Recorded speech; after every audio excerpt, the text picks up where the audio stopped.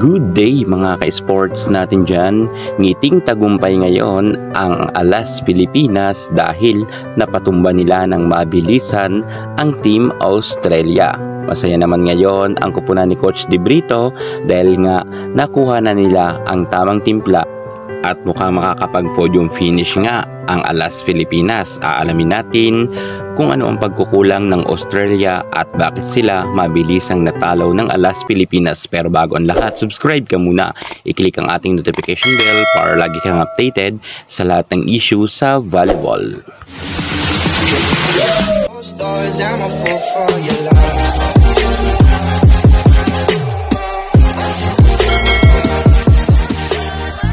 Just in, Team Australia nanginig nga sa Philippines.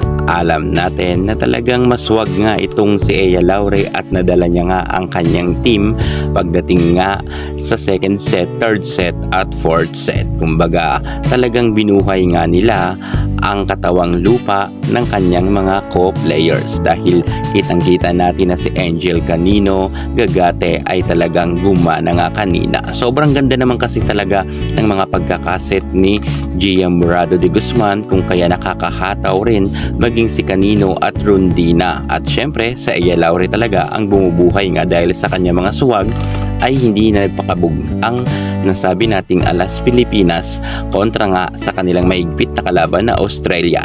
Pagkatapos ngang matalo sila sa first set ay hindi na dito nagpakabog pa ang kupunan nga ni Coach De Brito. Marami naman mga natutuwa ngayon dahil ang Team Australia ay pinatiklop nga ng Team Philippines.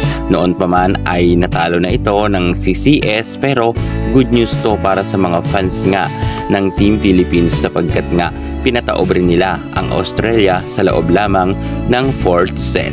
Pero alam nyo mga ka-sports, marami pang pagdadaanan ang Team Philippines.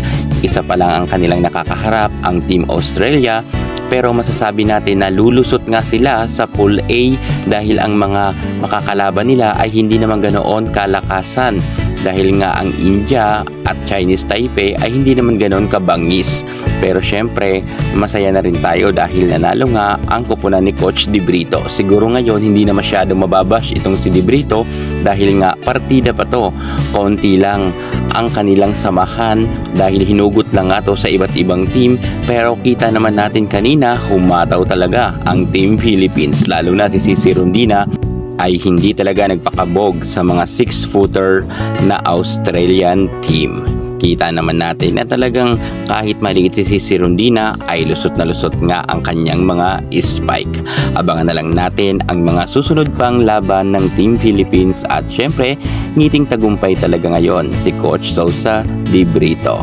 Happy na tayo para sa ating coach dahil at least may naipanalo na siya sa kasisimula pa lamang ng laban. Congratulations sa ating Alas Pilipinas at good luck sa mga susunod pang laban. Atin na lang suportahan ang Team Philippines dahil ang laban nila ay para sa ating bayan. Yan muna ang pinaka-latest natin sa mundo ng volleyball. At para hindi ka mahuli sa lahat ng issues sa volleyball, subscribe na. Thank you so much. God bless.